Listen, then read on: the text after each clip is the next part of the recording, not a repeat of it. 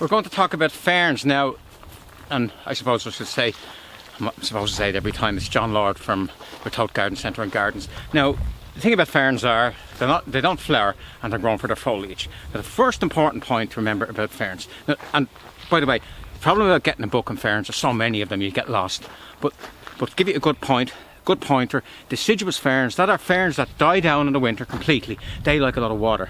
They often grow in wet spots and open spots, marshy spots, which tend to be open because you don't get trees in marshes generally. But ferns that like growing in woodlands, believe it or not, the majority of ferns like dry soil.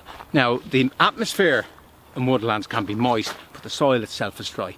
And people make the mistake of thinking that you can grow a lot of ferns in wet soil. They don't like wet soil, they actually prefer dry soil. And here we have some good representative selection. Now, I'm not going to do an encyclopedia and list off about 40 ferns. I'll just mention the male fern, which is Dryopteris Felix Mast, and then you have polystichums. That's a polystichum, which are Satyphrum, which is a softish fern. The male fern is back here. That's a real ferny fern. I'll get frond. That's the proper fern, and it's a great contrast to other plants. And then we have the native harch tongue fern, and this is another variant of the male fern.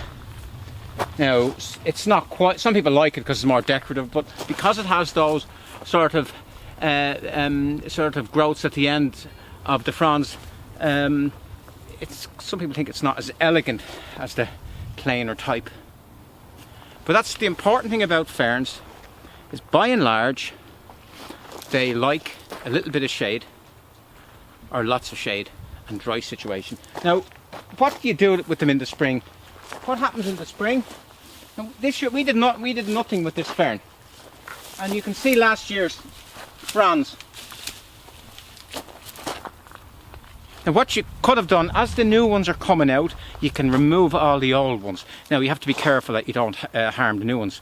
Now, some people say you shouldn't, because if you get a late spring frost, you can actually damage the new ones, particularly some of the Japanese ones.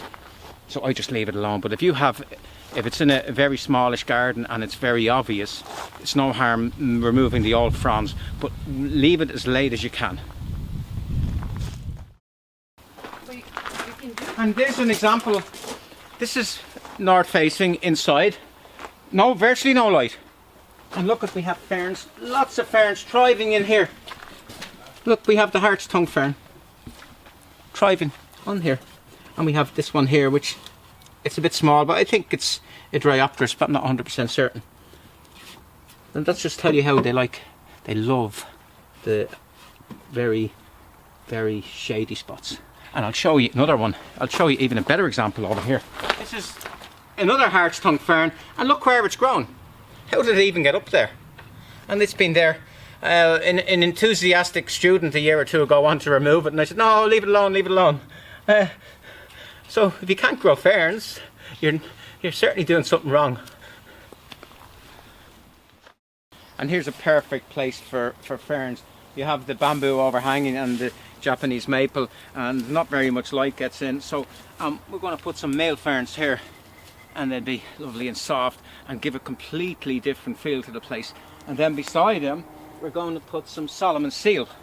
Very different plant, very much likes the shade as well. A few I planted about 2 or 3 years ago, and it's a Dryopteris. It's not Felix Mast, the male fern, it's one called Epiphytic, which is slightly bigger. And just look how nice it is and how restful it is. Now, we put some wood rush beside it to give a bit of contrast. And then over here we put another evergreen fern, which is the soft shield fern, which is a Polystichum sativum. You don't need to know these fancy names. All you need to know is male fern are similar and soft shield fern. And as I'm here, it's funny, when we do these talks, other stuff just pops into your head. And here is a fern that it needs to be, I think I need to lift that and split it and spread it out a bit more. This is quite a famous fern. It's called a polypody. And in lots of parts of Ireland, this is a fern that will grow in the cleft of a tree. Say that's the tree, and that's the branch, and that's the cleft, and you get a bit of organic matter that would fall in there over time, and the fern actually grows in that. So it's an epiphytic fern. It's not, as I say, that's not the best example of it. And once again, these ferns like dry conditions. Now, and before we'll finish on a fern that likes wet conditions over by the pond. And here we have one of the ferns, one of the deciduous ferns, and as I mentioned before, deciduous ferns tend to like wetter conditions. And this is the famous shuttlecock fern. And as you can see, in early November it's lost all its foliage, but I've just noticed these here, and these are fronds. I think these are much harder. I have a feeling these are the ones that produce the spores. Ferns don't have seeds, they're sort of primitive plants, they have spores, and I have a feeling these are the ones that do that. Now it runs at the root. A lot of the aquatic ferns that like wet conditions. I only planted one crown initially, and you see, maybe that was the original one there, and it just throws out crowns, or it just spreads and spreads and spreads and spreads.